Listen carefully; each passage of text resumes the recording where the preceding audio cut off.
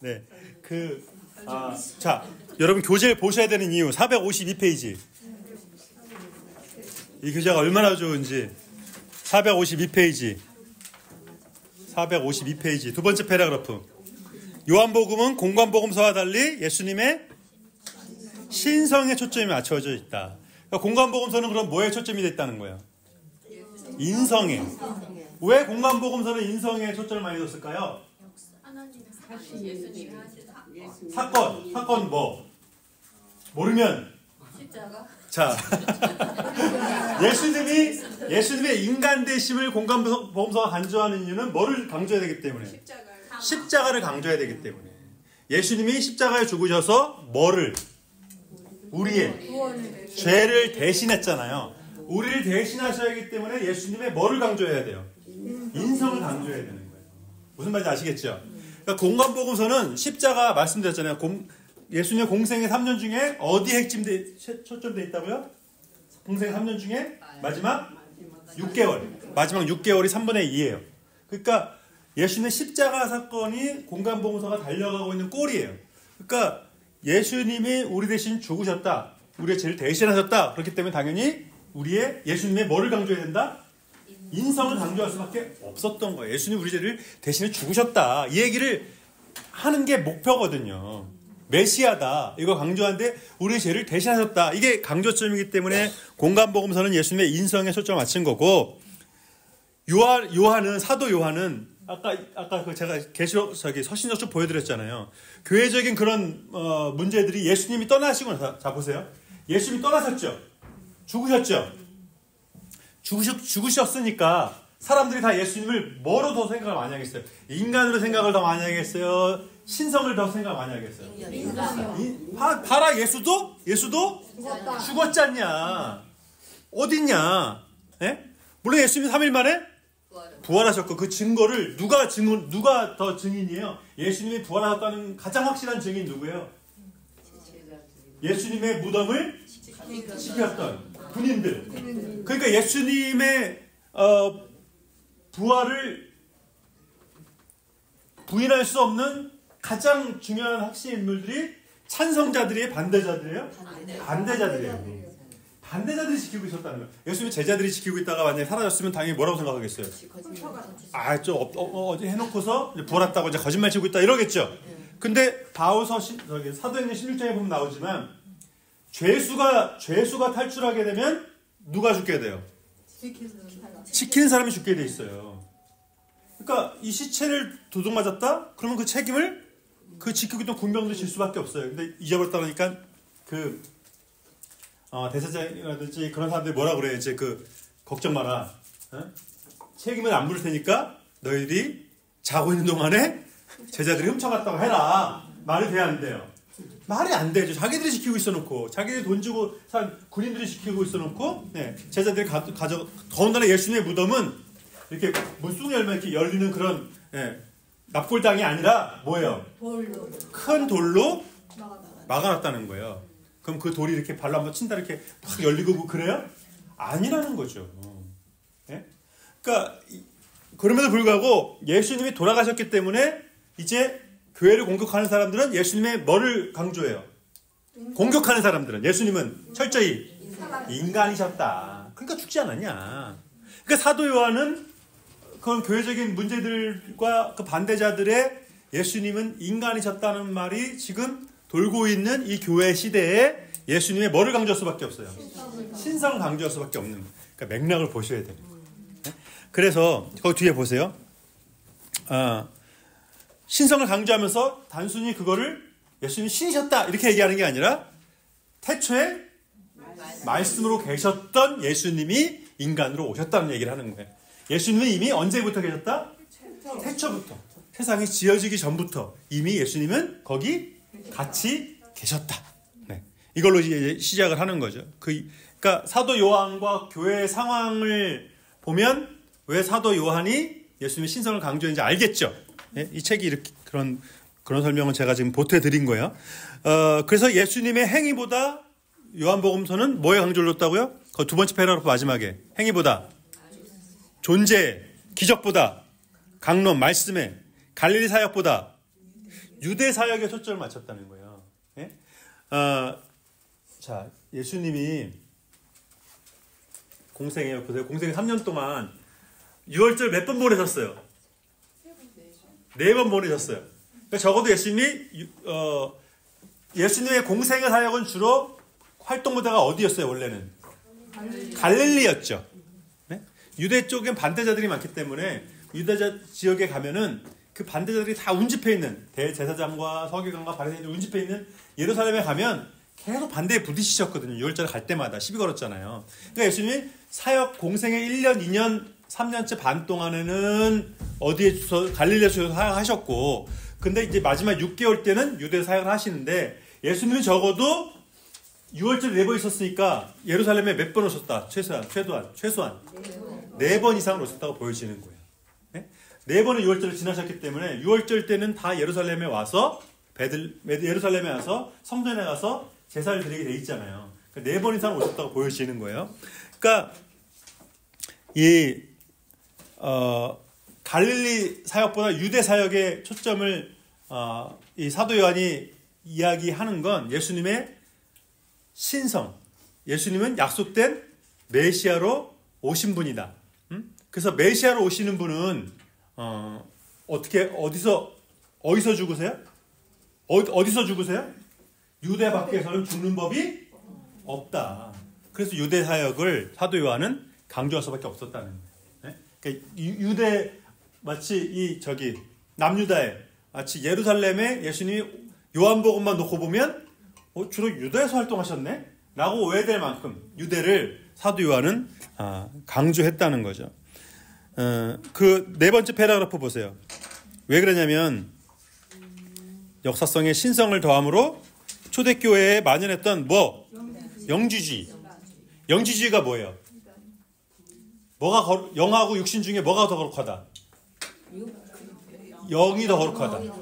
영주주의는 거룩한 지식이 따로 있다는 거예요. 네? 근데 이 영주주의자들이, 그러니까 오늘날로 말하면 포스트 모더니즘인데, 진리가 꼭 어디 한 군데만 있다. 절대적인 진리가 있다고 믿지 않았다는 거예요. 거룩한 지식들이 있을 뿐이다. 네? 그러니까 이 사람들은 그 이원론을 믿죠. 거룩한 것이 있고 거룩하지 않은 것이 있다는 거예요. 네? 바리새인들 같은 경우도 거룩한 것이 있고 거룩하지 않은 게 있고, 구약 성경에 보면 먹어도 되는 게 있고 먹으면 안 되는 게 있고. 근데 그게 구약 성경의 위생법은 그 거룩이, 그러니까 존재의 거룩, 그 먹는 것에도 존재한 거룩이 따로 있고 장소가 따로 있고 그걸 얘기하는 게 아니에요. 구약 성경의 위생법은 대부분 그 구별법은 그야말로 오늘날로 말하면 그냥 위생법의 위생법. 그러니까 먹지 말라고 한 음식들이 대부분 뭐예요? 고기들이 뭐예요? 대표서 먹지 않으면 탈나는 거잖아요. 그러니까 균이 많은 것이잖아요. 그러니까 균에 대해서 예수님 모세 당시에 설명할 수가 없죠. 보이지 않으니까. 백나마라 무슨 소용이 있어요? 그러니까 이거 먹으면 안 된다. 그게 편하지. 해결도 안 되는데 야, 균이란 게 있어. 이런 거 바이러스가 있어. 이런 거 얘기해봤자 아무 소용도 없으니까 그건 위생법이에요. 그야말로. 그 거룩에 대한 어떤 음식이 따로 있고 그게 아니라. 근데 그게 언제까지 지켜져요? 지금까지도. 그죠? 성경시대에서 그 거룩에 대한, 먹는 거에 대한 그거를 거룩 자체로 보는 그 이슈가 언제 등장을 해요? 신약 성경에서. 사건적으로. 베드로가 고넬료 전도할 때 꿈을 3번 꿨죠. 보자기에서 내려왔는데 딱 열어보니까 먹으면 안 되는 게 있죠. 하나님께서 먹어라. 그 3번이나 있었다는 거예요. 그리고 나서 이제 고넬료에게 전도하러 가라고 하죠. 그죠? 그러니까 그런 거룩에 대한 구약 성경에 대한 잘못된 해석이 이게 신학적으로 교리적으로 정리가 안 되니까 뭐가 막혀요? 베드로가 누굴 만나는데? 고넬료, 다시 말해서 이방인을 만나는데 걸림이 되더라는 거예요. 교리가 막히니까 뭐가 막힌다고요? 관계가 막히고 선교가 막히는 거예요. 교리가 막히니까. 네? 그러니까 그래서 지금 교단들이 다 갈라섰잖아요. 이제는 뭐 그 교단 때문에 뭐 난 감리교 성도는 상대도 안 해, 뭐 장로교 성도는 상대 이러지 않지만 이제는 안 그렇지만 예전에는 뭐 저 무식한 무슨 교도들 무슨 서로 그랬다 서로. 제가 여기서도 말씀드렸나? 우리 장로교가 한국에서는 제일 많잖아요. 그래서 제일 많이 갈라섰어요. 네. 제일 많다 보니까 제일 많이 갈라섰어요. 그래서 무슨 장로교가 뭐 다 장로교라는 이름은 다 장로교에다 붙여놔요. 그 뒤에다가 이제 총신, 장신, 독립문, 합신, 독립문 총신, 독립문 합신, 합동총합, 통합합동. 이제 제일 많이 붙어있는 게 합동이거든요. 통합합동이 제일 많이 붙어있는데 제일 많이 갈라섰어. 통합을 제일 많이 외치는데 제일 많이 갈라섰어. 그리고 또 원래 같은 뿌리였는데 제일 사이가 안 좋아. 원래 잘 지내다가 안 좋은 사람들이 훨씬 사이가 안 좋잖아요. 갈라서고 나면. 네? 그러니까 이혼하고 나면 세상 안 좋은 사이가 되기가 쉽잖아요. 제일 가까웠던 사이였는데. 그러니까 저희 장신대 채플 예배드리다가 이제 교수님 한 분이 이제 오늘 우리가 총신 교수님들하고 축구를 했습니다 그러는 거예요. 그래서 막 박수 치고 막 그랬거든요. 그러니까 총신 교수님하고 장신 원래 같은 학교였는데 이제 갈라섰는데 그냥 뭐 쳐다도 안 봤다는 거죠. 근데 교수님들끼리 축구 시합을 했다는 거예요. 뭐 역사적인 일이라고 우리가 막 박수를 쳤거든요. 예? 그러니까 보세요 여러분. 같은 교단이었고 원래 같은 이름이 있었는데 축구도 한번 못 차요? 이게 몇십 년 동안 축구도 한번 못했다는 거예요. 족구도 한번 못했다는 거예요. 그러니까 뭐 때문에? 별것도 아닌 교리 그 문장 하나 때문에. 서방교회 서방 로마 기독교하고 콘스탄티노플 캐톨릭하고 갈라서게 된 게 오유인데 그게 헬라어로 오유인데 으로부터라요. 으로부터. 그러니까 성령은 예수로부터. 그게 예수에 속한 거냐? 예수가 보내신 거냐? 아니면 대등하다. 그러니까 우리가 쉽게 말하면 오브 있잖아. 오브. 그러니까 love of God 그러면 그게 하나님의 속성이냐?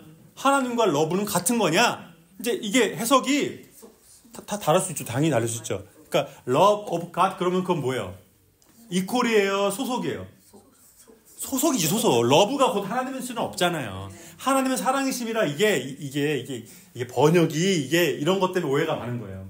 하나님의 사랑이심이라 그러니까 우리가 어떻게 해석해요? God equal love라고 생각을 하잖아요. 하나님은 사랑이라고 할 만큼 사랑이 풍성하다는 얘기지. God is love 그게 그런 뜻이 아닌 거죠. God is love가. 그러니까 성령이 예수로부터 그게 그 단어 하나 때문에 어디가 어디였지? 그러니까 로마 캐톨릭은 그걸 소속이라고 했나? 콘스탄티노플은 그거 으로부터라고 그랬나? 그러니까 예수에게 소속된 성령 오브 그 하나 때문에 이렇게 된 거예요. 루터교 장로 켈빈 그다음에 뭐 개신교 계속 갈라서게 된 또 핵심은 또 뭐냐면 성만찬의 이 떡이 진짜냐? 네. 지금도 동의가 안 됩니다. 지금도. 캐톨릭은 뭐예요? 이게 떡이 아니라 빵이 아니라 그리스도의 몸이라는 거예요. 그 사람도 그래 공제설이라 공제설. 거기에 공제설도 아니야. 뭐라고 그러지? 캐톨릭 뭐라고 그러죠? 그 빵이 예수님 몸이라는 거예요. 네? 단어가 생각이 안 나네. 중요한 건데. 화채설. 예수님의 몸이 떡으로 바뀌었다는 그러니까 이게 떡이 아니라 뭐예요? 예수님 살이에요, 살. 이게 포도주가 아니라 뭐예요? 피예요. 그래서 지금도 로마 카톨릭은 떡은 나누지만 잔은 안 나눠요. 전해지는 얘기에 의하면 이 잔을 나누다가 떨어뜨린 거예요. 근데 이게 포도주가 아니라 뭐예요? 그러니까 이거 밀대 걸려서 이렇게 할 수 있어요, 없어요? 사자가 그걸 다 혀로 핥아야 되는 거예요. 네? 유리랑 깨져가지고 유리 깨진 유리에 묻은 포도주도 다 핫해야 되는 거예요. 왜요? 피니까. 그 피를 어떻게 버려. 네? 그러니까 이게 자꾸 사고가 나니까 그 다음부터 잘 이제 안 나는 거예요. 네? 대표로 이제 사자만 마시죠. 네.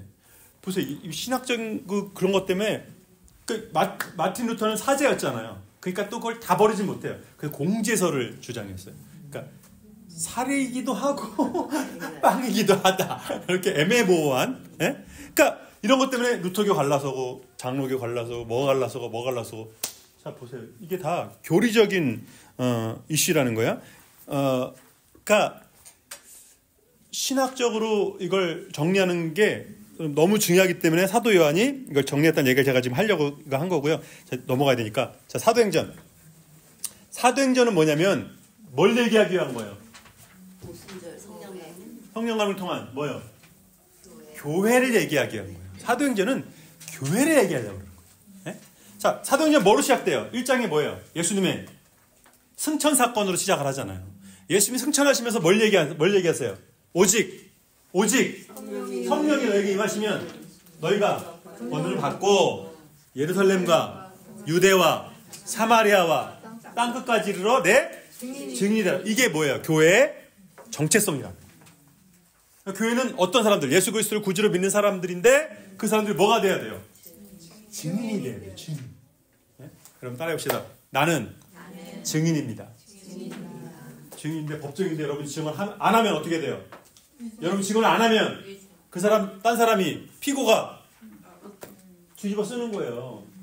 그걸 죽음을 감당해야 되는 거예요. 네? 그 벌을 감당해야 되는 거예요. 그러니까 여러분 증인이에요. 그러니까 증인인데 자 예루살렘과 유대와 사마리아와 땅끝까지. 그러니까 예루살렘에 모여 있으라고 그랬죠. 모여서 교회가 탄생하잖아요. 오순절 성령 사건 1장 2장 오순절 성령 사건.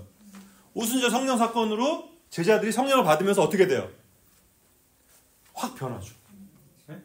그러니까 눈으로 봤던 예수님이고 몸으로 만진 예수님인데 성령이 임하면서 내주하시면서 뭐 불이 하나씩 이렇게 불꽃이 이렇게 하나씩 네? 머리 위에 불꽃이 있는 게 막 보일 정도로 성령의 임하심이 눈으로 보였다는 거예요. 성령이 임하고 방언을 했잖아요. 제가 영어로 말하면 다 한국말로 자기 말로 다 알아듣고 제가 한국말로 하면 다 알아듣고 막 이게 뭐예요? 말씀이 동일하게 다 들리기 시작했다는 얘기를 하는 거예요. 네. 하나의 말씀이 모든 언어로 다 들렸다는 거예요. 복음이 모든 언어로. 네? 그러니까 이게 교회의 탄생이라는 거예요. 교회 탄생. 오순절 성령 사건은 교회의 탄생. 하나의 말씀을 각자의 언어로 다 들었다는 거예요. 개신교의 위대함은 뭐냐면 개신교 탄생의 가장 큰 공로는 뭐냐면 자 원래는 개신교 마틴 루터가 나오기 전에 다 로마 캐톨릭 교회밖에 없었죠. 그들이 읽었던 성경책이 뭐예요? 뭐로 써 있어요 성경이? 로마말, 라틴어로 써 있어요. 라틴어가 독일어도 어렵지만 라틴어도 어렵대요. 네? 성이 다 있고 격이 다 있고 이게 다 있어가지고 쉽지 않대요. 그러니까 공부를 안 한 사제면은 심지어 뭐도 못 읽어요. 성경도 못 읽는 거예요. 그래서 로마 카톨릭 그리고 그 당시에는 성경책이 집한책 값이었기 때문에 성경을 다 소유하지 그 집한책 값이 성경책이니까 종이가 또 비쌌으니까 그러니까 귀족들하고 왕들 외에는 성경책을 갖고 있지도 않아서 어느 교회는 성경책이 아예 있지도 않아. 네. 그러니까 성도들이 성경을 읽는다는 사제도 못 읽는데, 응? 그러니까 성경이 성도들한테 안 가 있는 거예요. 캐톨릭 시대에는 중세 시대에는 그러니까 다 듣는 거지 직접 내가 성경을 보는 게 없었어요. 근데 구텐베르크의 인쇄술로 인해서 마틴 루터가 뭐 한 거예요? 성경을 독일어로 쓴 거예요. 독일어로. 성경이 어떻게 된 거예요? 모든 사람들한테 가게 된 거예요. 각자 성경을 읽게 된 거예요. 이게 개신교의 엄청난 이게 그러니까 구텐베르크의 그게 인쇄술이 발달이 됐었기 때문에 그러니까 마틴 루터가 만약에 그때 인쇄술 그게 없었으면 그때 그러니까 뭐가 말하냐면 이게 찌라시 이런 거 있죠. 그런 게 되게 이렇게 유행을 했다는 거예요. 그러면서 그걸 마틴 루터가 활용을 하면서 종교개혁이 가능했던 거예요. 소식이 다 전해지니까. 그러니까 종교개혁의 핵심은 말씀이 평신도한테 갔다는 거예요. 네? 그 사도행전의 교회의 탄생의 핵심은 뭐냐면 그 방언 사건은 단순히 방언 사건으로 막 그걸 말하려고 하면 아니에요. 어떻게 했다는 거예요? 하나의 말씀이 모든 사람들한테 갔다는 거예요. 들려졌다는 거예요. 이제 그게 탄생의 시작이고 그렇게 하라는 거예요. 그걸 성령 사건을 통해서 아예 처음부터 보여주셨다는 거예요. 네? 그리고 자 방언을 받게 되고 교회가 어떻게 했어요? 은혜 받으니까 어떻게 했어요? 2장 4장에 보면 어카운트를 하나로 통합한 거예요. 여러분 오늘 젤로 벤모로 저한테 다 보내주세요. 여러분 재산을 이렇게 하면 여기 보낼 사람이 당연히 한 명도 없겠죠. 네? 10불도 안 보내겠죠. 그게 뭐예요? 그게 근데 됐다는 거예요. 어떻게 그게 가능하죠? 여러분 어떻게 하면 여러분의 모든 어카운트를 하나로 통일하는 걸 여러분 어떻게 하면 그렇게 하실래? 저 교회 좀 개척하게 어떻게 하면 그게 가능하지 좀? 어떻게 하면 그게 되겠어요? 아니 어떻게 하면 내 재산을 다 혼합해서 한 어카운트로 어떻게 하면 할 수 있겠어요? 그러니까 우리가 한 가족이다. 그렇지, 그게 있으니까 돼. 네? 하나라는 이게 믿어진 거예요. 이게 남의 일이 아니라 뭐예요? 내일이 된 거예요. 교회 탄생의 시작은 그러니까 그 사도행전 2장 4장에서 뭐냐면 교회의 이상적인 모형을 그러니까 우리가 추구해야 될 모형을 보여준 건데 실제로 가능했던 때는 이뤄진 때는 그때 한 번밖에 없었다. 그때 한 번밖에 없었다. 예. 근데 그게 교회의 모습이라는 거예요. 사이비 종교 같은 거는 재산을 다 그렇죠. 그것만 하죠. 네. 신앙전부터 해가지고 양말 팔면서 그냥 다 헌납하죠. 네. 그러니까 그래서 이단이 잘 되는 거예요. 이단 거기는 그게 생기는 게 있는데 개신교는 생기는 게 하나 없잖아. 그러니까 교회의 시작을 여기 탄생, 성장 이제 성장하고서 좋아질 뻔했는데 문제가 하나 생겼다는 거예요. 뭐야? 과부의 구제 문제. 네? 자, 교회가 성령 받고 은혜 받고 말씀 받고 다 했는데도 문제가 있을 수가 있다. 서운할 수가 있다. 우리 엄마는 못 받은 거죠. 우리 엄마는 구제금융을 못 받은 거 다 받았는데 헬라파라는 이유로 헬라파만 못 받았어. 그러니까 이거 뭐지? 차별하나? 근데 아니 실수예요. 사도들이 실수한 거예요. 네? 그래서 사도들이 그걸 인정하고 이제 이걸 다 누구한테 맡겼어요? 집사 7한테. 그래서 7 집사는 다 누구예요? 헬라파야, 히브리파야? 헬라파 출신들이라는 거예요. 헬라파 가부들한테 구제가 빠졌으니까 이걸 오해를 완전 불식시키기 위해서 7 집사를 아예 전부 다 헬라파로. 쉽게 말하면 세 가족한테 재산 정권을 그냥 다 관리하도록 맡긴 거죠. 네? 근데 그 7 집사 중에 스데반이 순교했잖아요. 사도행전 7장에서 스데반이 순교했다는 게 뭐냐면 7 집사가 전부 다 그 재정만 맡았던 사람들이 아니라는 걸 보여주는 거죠. 그러니까 재정도 맡고 뭐도 맡고 사돈 뭐도 맡고 그랬지만 모든 사람들의 동일한 미션은 뭐라는 거야? 말씀 전하는 거라는 거예요. 네? 스데반의 순교로 어떻게 됐어요? 교회가 어떻게 됐어요? 박해를 받기 시작했다는 거예요. 그래서 교회가 어떻게 됐어요? 사방으로 흩어지게 됐다는 거예요. 네? 이거 보세요. 박해를 해서 실은 예루살렘에 있던 교회들이 다 흩어지게 된 건데 박해 때문에 교회는 더 어떻게 된 거예요? 결과적으로는 확장된 거예요. 네? 그러니까 그렇다고 하나님께서 교회에 박해를 줘가지고 하나님께서 교회에 박해를 막 조장하시고 그래가지고 확장시키신 거예요? 그건 아니지만 일어난 모든 사건을 통해서도 하나님은 반드시 하나님의 뜻을 이루신다는 거죠. 근데 교회가 이제 박해 때문에 흩어질 수밖에 없었지만 다 흩어졌지만 자 중요한 건 아직 지금 뭐예요? 12사도 중심의 교회잖아요. 그러니까 교회가 예루살렘과 유대와 까지는 12사도들이 동의가 되지만 예루살렘과 유대와 어디까지도 못 나가요? 사마리아도 못 가는 거예요. 사마리아도. 네? 왜요? 사마리아는 이방인이라고 생각했거든요. 그러니까 거길 넘어서야 되는데 이방인에게 다가가야 되는데 그 12제자 중에 제일 골수분자 누구? 베드로의 잘못된 교리를 깨줘야 되는 거예요. 베드로가 그래서 고넬료 선교를 하면서 고넬료에게 전도했더니 고넬료에게 어떤 일이 일어났어요? 성령이 임했어요. 그래서 사도행전 15장에 보면 이제 이방인 교회에 할례의 자유를 주자는 이슈가 생겼을 때 베드로가 거기에 증언을 하잖아요. 내가 고넬료에게 세례를 줬을 때 성령이 임했다. 이방인에게 죄사함 얻는 회개를 하는 성령이 임했는데 우리가 이방인 선교를 막을 필요가 없다. 그걸 도와주는 사람이 베드로거든요. 그러니까 이 고넬료 선교가 이방 선교의 핵심이 됐다는 거예요. 그리고 여기에서 바울이 사도행전 9장에서 사도 바울이 회심하잖아요. 바울이 어떤 상황에서 회심해요? 막 기독교 복음에 대해서 관심을 갖다가 회심을 해요? 기독교인들을 뭐 하다가? 박해하다가. 스데반이 죽고 나서 박해의 물결이 막 박해가 엄청나게 일어나기 시작했다는 거예요.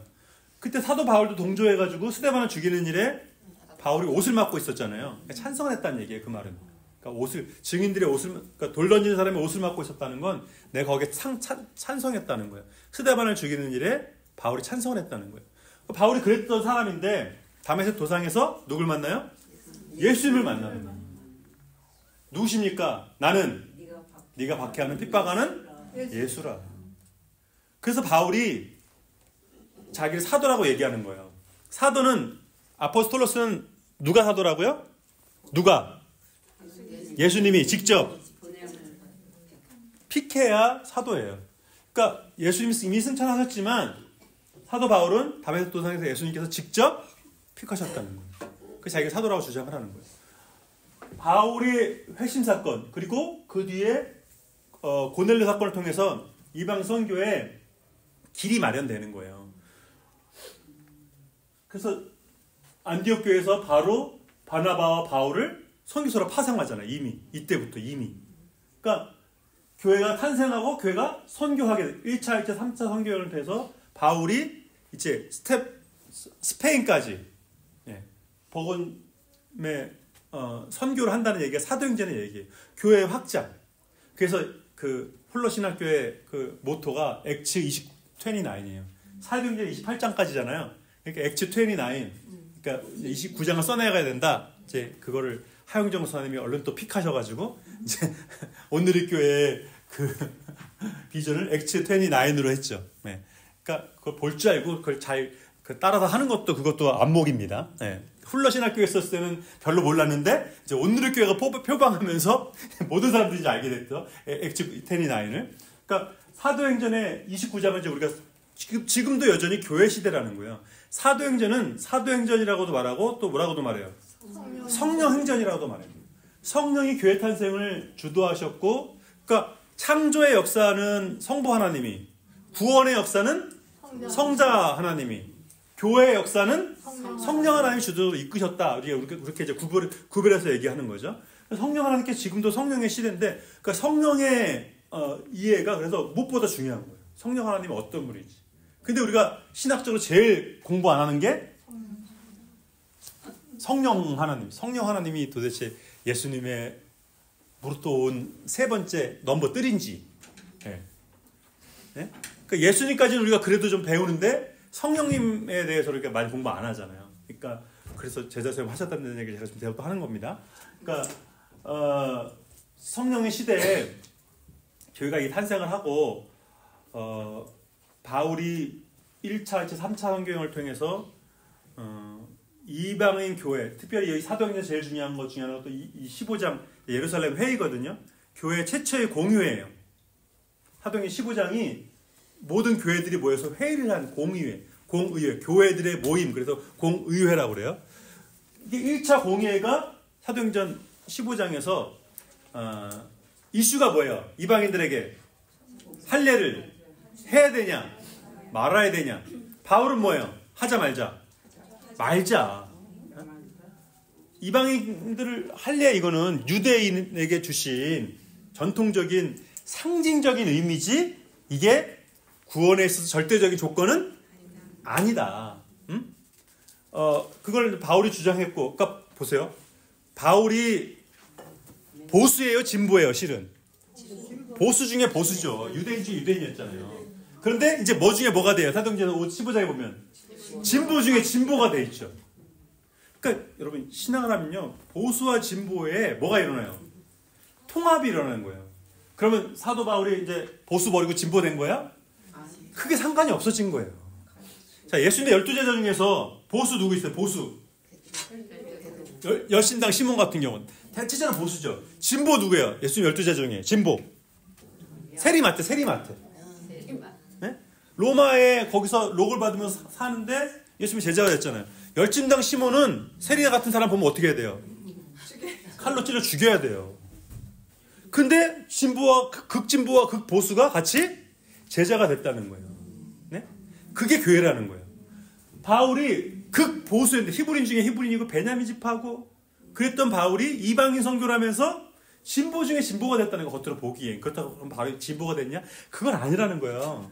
우리가 정의에 내리게 그런 거지. 그래서 이런 오해를 하니까 그 사도행전에 보면은 바울이 네가 그때 15장에서 저기서 공의회 때 그 할례를 주장하다 보니까 사람들이 너를 유대인들을 미워하는 사람으로 율법을 안 지킨 사람을 오해한다. 그래서 바울이 그 갱그레에서 머리 깎은 사람들을 어떻게 했어요?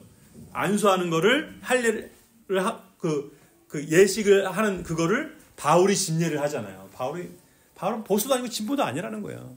할례를 해도 되고 안 해도 된다는 거지. 폴스에서는 안 된다는, 강요해서는 안 된다는 얘기를 하는 거거든요. 그러니까 그 통합이 이루어진 거죠. 그러니까 건강한 방향으로 된 거예요. 근데 오늘날은 어때? 이렇게 진보적인 때가 초대 교회였는데, 예? 지금은 그냥 뻑하면 갈라서고 이제 빠이하고 이제 인정 못하는 거죠. 예?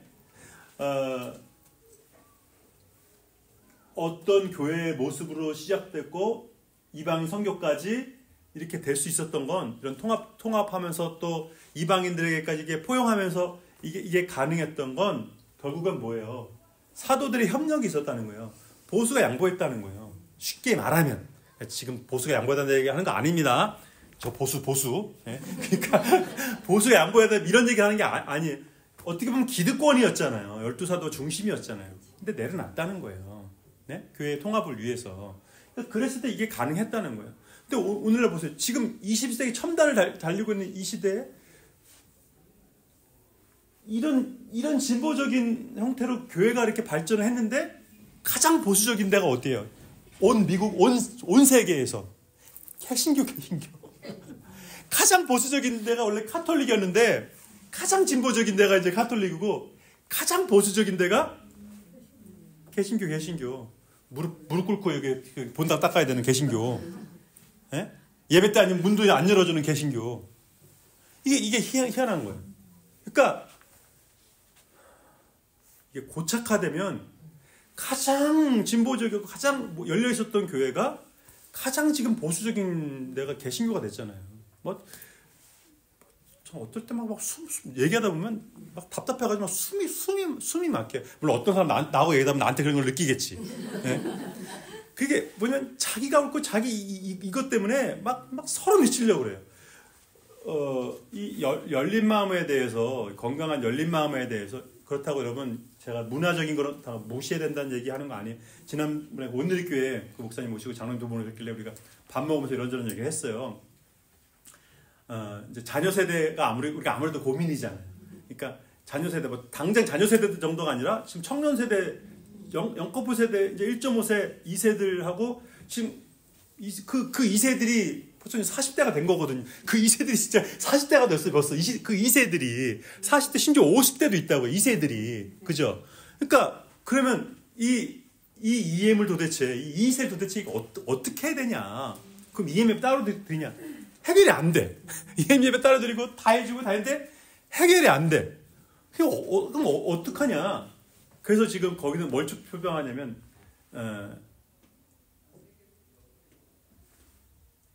문화적인 2세, 문화적인 1세 예배를 추구한대요. 그러니까 언어를 따라서 EMKM이 아니라 나는 영어밖에 못해. 근데 컬처로 한국 컬처가 맞아. 여기서 태어났는데 불구하고.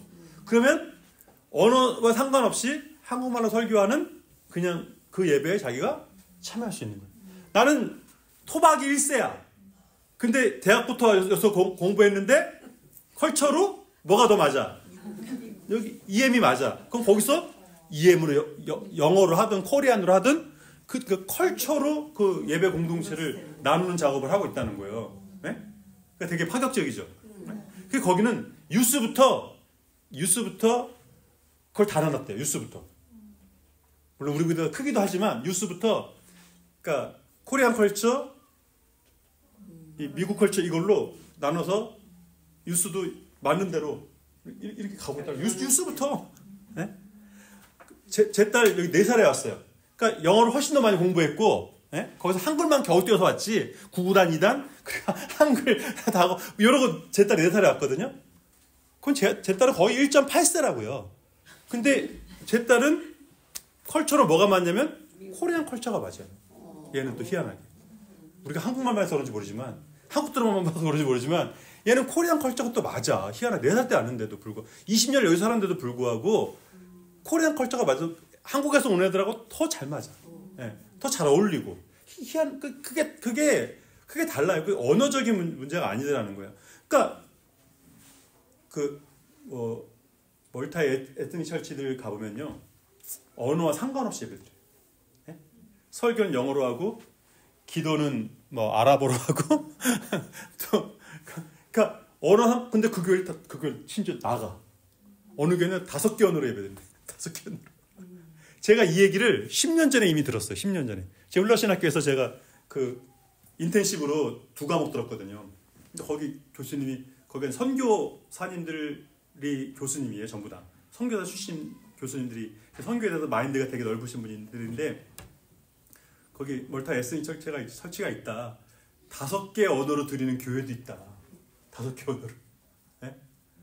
뭐 그룹을 나눈 게 아니라 그냥 이 언어로 설교했다 저 언어로. 근데 다 자기 언어로 그냥 그렇다고 PPT 다 5개 언어로 PPT를 다 띄워주냐? 그것도 아니라 그렇게 할 수도 없고 매일 그걸 5개 언어로 우리가 하나하나 영어 한국말 할 때도 우리 윤도사님 죽어나는데 그걸 5개 언어로 그걸 어떻게 하겠어요 매주. 그러니까 그냥 한대요.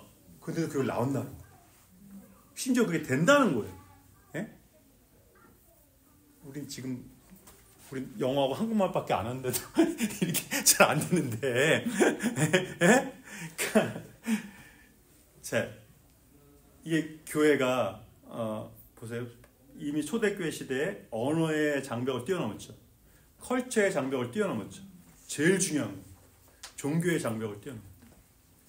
여러분, 앞으로의 사회는 종교 전쟁이 될 거다. 이걸 이렇게 말하는 미래 예언자가 무척 많아요. 근데 진짜 그래. 종교의 이 대치 상태가 점점 강해지고 있어요. 저기 동남아시아 가면요, 거기 힌두하고 이슬람하고 엄청나게 대치. 칼로 찔러 살리고 총 쏴고 지금 멈추질 않아요. 계속 그래요. 뭐 말했잖아요. 사우디 이런 데는요, 지금도 십자가 처형이 지금도 이란, 이라크, 사우디 십자가 처형을 공개 처형을 하는 공개 처형. 지금 이 21세기 종교적인 이유. 이거 아나운서 그 아랍 아나운서 몇 년 전에 죽었죠. 이거 벗었다고 오빠가 독타가지고 그 여동생을 죽였어요. 이거 벗었다고. 히잡인가요 그거? 그거 벗었다고. 그러니까 앞으로가 점점 극보수 극진보 이게 점점 사도행전적인 교회로 돌아가야 되거든요.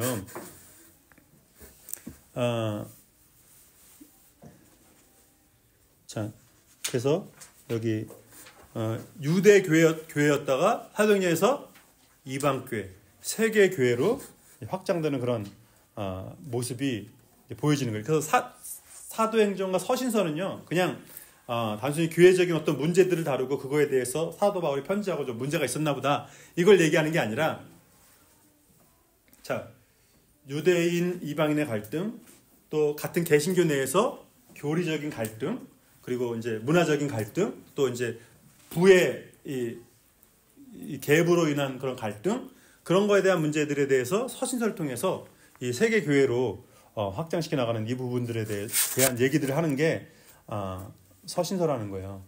이 사도 바울의 이 선교행이 3차 선교행, 4차 선교행 때 사도 바울이 로마로 가서 이제 죽게 되는 건데, 갈라디아서를 시작으로 데살로니가 교회, 데살로니가 전후서는 이 재림에 대한 문제잖아요. 재림에 대한 거를 이슈를 많이, 예수님이 언제 오시냐가 중요한 게, 준비된 사람들이 돼야 된다. 아시아에서 그 그리스죠. 그리스 쪽에서 전도를 했을 때 고린도 전후서, 이 로마서, 이 아시아 선교 때 바울이 쓰면서 그 고린도 쪽은 항구 도시거든요. 그러니까 항구 도시가 별의별 게 다 들어오잖아요. 그러니까 준비가 안 되는데 뭐가 막 자꾸 열리는 거예요. 뭐 성적으로, 뭐 문화적으로, 또 종교적으로 진짜 그야말로 짬뽕이죠. 예? 그러니까 서로 옳다고 하고 분쟁이 날 수밖에 없는 거예요. 또 돈도 많고, 예? 그러니까 돈이 많으니까 또 이상한 해치거리하는 사람들도 많고, 그러니까 그런 그러니까 모든 문제에 교회에서 일어날 수 있는 모든 문제의 선물 세트가 아니고 종합 세트가 고린도 교회의 문제들이에요. 예? 그래서 또 이 음란한 문제가 이게 심하고 리더십이 그거에 유혹되는 게 심하고 거기서 바울이 선교 여행 중에 고린도 교회에 그렇다는 소식을 듣고 편지를 보낸 거예요. 그러니까 고린도에 간 게 아니라 거기에 이제 편지를 이제 보내는 거죠. 바울이 수감돼서도 에벨 골몬 뭐예요? 옥중서신서잖아요. 감옥에서도 편지를 바울이 보내야 될 만큼 교회가 시끄러웠다는 거예요. 그런 교회들에 대해서 쓰고 결국 로마로 가게 되는데 바울이 실은 로마 시민권자이기 때문에 그냥 그거 보면 바울이 감옥에 갇혀 있을 때 뭐 지하가 감옥에 갇혀가지고 꼼짝 못하는 그런 때도 있었지만 그 처음에 갇혔을 때는 친구도 만나게 하고 자유하게 하라고 그렇게 하잖아요. 그러니까 그런 감옥 시스템도 있었던 거예요.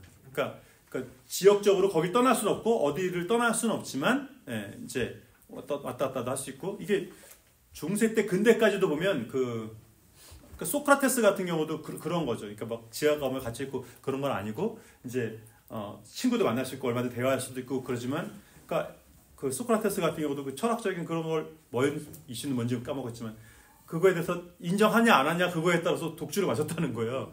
그러니까 바울 같은 경우도 크게 이슈될 게 아니었는데 바울이 로마 황제에게 쓰겠다는 이 고집 때문에 결국 바울이 죽게 되거든요. 그러니까 예수님도 죽일 만한 이유가 형법 쪽에 사회법 쪽에 법이 접촉돼서 예수님을 죽인 게 아니라 빌라도가 왜 예수님을 십자가에 내렸어요? 밀란이 일어날까 봐. 그러니까 법상으로 걸릴 게 하나도 없어요. 바울도 마찬가지. 더군다나 바울은 로마 시민권자잖아요. 그런데 기독교의 이슈가 이 초대교회 콘스탄틴 대제가 그 기독교를 국교하기 전까지 기독교 이슈가 유럽의 가장 큰 이슈 중에 하나였다는 거예요. 그러니까 바울을 본보기로 삼은 거죠. 로마 시민권자를 죽인다는 게 로마 법에서 당연히 이걸 거부할 수밖에 어떻게 보면 이게 불리한 거잖아요. 로마 시민을 죽이는 거를 승인한다는 게. 근데 기독교의 이슈가 그만큼 이게 첨예한 이슈 중에 하나였다는 거예요. 이게 콘스탄틴 대제가 그거 기독교를 국교화할 때까지 네로 황제가 자기의 모든 잘못을 막 기독교인들에게 덤태기 씌울 만큼 뭐냐면 기독교에 대해서 아주 막 우호적인 사람도 있었지만 또 아주 전적으로 또 반대하는 그런 사람들도 있었다는 거예요. 여기 교회들에 있는 그런 문제들을 보면 교회 내부의 종교적인 문제, 또 도덕적인 문제, 또 이단과의 갈등 문제 이런 것들이 대체적인 첨예한 그런 문제들이었거든요. 그러니까 그런 문제들에 대해서 이것 때문에 교회가 갈라서기도 하고 싸우기도 하고 그런 갈등들을 보인 이런 요소들을 보면 그러니까 이 시대에 종교와 정치와 사회가 하나의 시대였잖아요. 그러니까 종교적인 문제가 단순히 종교적인 문제로 끝나는 게 아니라는 거예요. 로마는 더군다나 조그만 나라였잖아요. 조그만 나라가 유럽을 지배한 거잖아요. 그래서 로마 시민권을 자유롭게 줘서 로마 시민을 많이 배출을 해야 이게 국가에 대한 충성심을 가질 거 아니에요. 그렇지만 이들의 유니티를 가져야 되니까 로마는 딱 하나를 둔 거죠. 다 시민권은 자유롭게 주지만 돈만 내도 주고 뭐 해도 주고 다 주지만 뭐가 통일돼야 돼요? 종교를 통합시켜요. 종교가 통합되면 이 다른 걸 다 하나 묶을 수 있다는 거예요. 그래서 로마 황제 숭배에 대한 이 이슈가 이 기독교 이슈 중에 가장 큰 이슈였죠. 그러니까 바울도 거기에 대해서는 동조할 수가 없기 때문에 이제 그걸 빌미로 사도 바울이 이제 죽게 되는 거죠. 그러니까 오늘도 이 종교적인 이슈의 문제가 교과서 박사학위 따고 이런 거에도 지금까지도 영향을 미치고 있습니다. 네. 그러니까 진화론은 실은 증명된 게 없거든요. 창조론도 우리가 증명할 수는 없죠. 하나님 창조하셨던 걸 비디오로 찍어놨어야 되는데 이걸 못 찍어놨기 때문에 과학적으로 증명된 건 없죠. 근데 진화론도 증명된 건 없어요. 그 오스트랄로피테쿠스가 어마어마하게 미개한 어떤 그런 모습이었을까. 자, 아담과 첫 번째 인간이죠. 근데 그들은 이미 물론 타락하고 나서지만 그들은 이미 뭘 갖고 있어서 타락하고 나서 어떻게 하고 있었어요? 오스트랄로피테쿠스처럼 막 그냥 나무잎을 엮은 희한한 그런 게 아니라 가죽옷이 있었다는 거예요. 졸지 아르마니급으로 이미 아담과 하와 시대. 그러니까 문명이 생각만 무슨 오스트랄로피테쿠스 때 무슨 막 미개하고 그러지 않았다는 거예요. 이미 노아의 아버지 그 위에 때 보면 이미 그 누구죠? 유발인가요? 유발은 뭘 개발했어요? 악기를 이미 개발했다는 거예요. 예? 그 고대 사회에. 그러니까 이 문명의 이 발전이 지금만큼 첩창 과학은 아니었어도 그렇게 오래된 게 아니다. 공룡시대 이렇게 말하고 막 그러지만 인류의 그 기간이 엄청나게 수십만 년 전은 아닐 거라고 하는 게 요새 학계의 정설이잖아요. 그러니까 진화론이 말하는 오스트랄로피테쿠스 막 희한하게 네안데르탈린 같은 경우도 이게 턱 이렇게 나오고 이게 정상적인 게 아니었을 거라고 지금 얘기하잖아요. 그러니까 그 오스트랄로피테쿠스라 그러면서 등 굽은 그거 처음 얘기했던 그 사람도 그게 이제 거짓말이라고 자기가 이제 죽기 전에 실토했거든요.